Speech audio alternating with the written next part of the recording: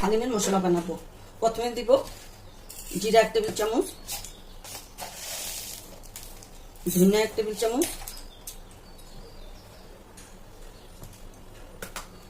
মৌরি 1 টেবিল চামচ, মৌরি এই যে 1 টেবিল চামচ,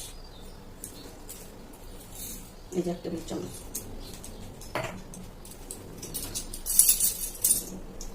এরপর দেব হলো মেথি 1 চা চামচ,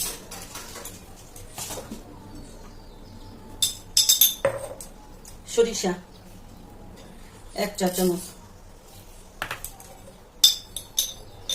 রাঁধুনি 1 চা চামচ, গোলমরিচ 1 চা চামচ, দারচিনি 4টা, এলাচ 8টা,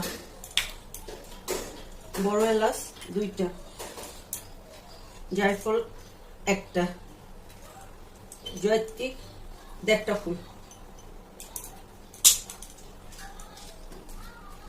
স্টার 1টা, লবঙ্গ 10টা,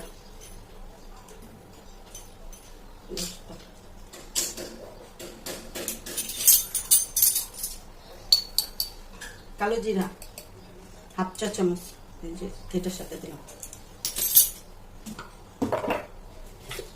শুকনো মরিচ 12টা,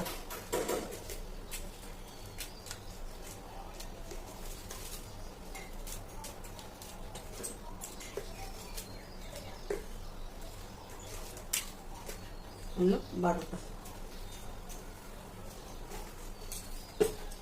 তেজপাতা 3টা।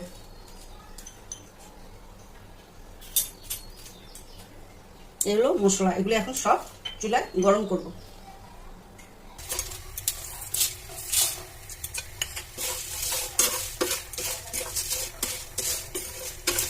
এখন ঠান্ডা করে গুঁড়া করব।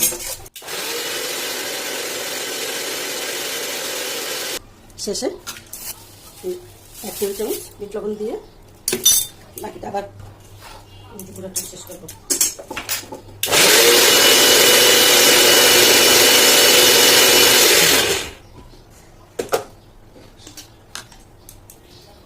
গুঁড়াটা হয়ে গেছে, এবার আমরা এটাকে এই পুটাটা ঢালবো।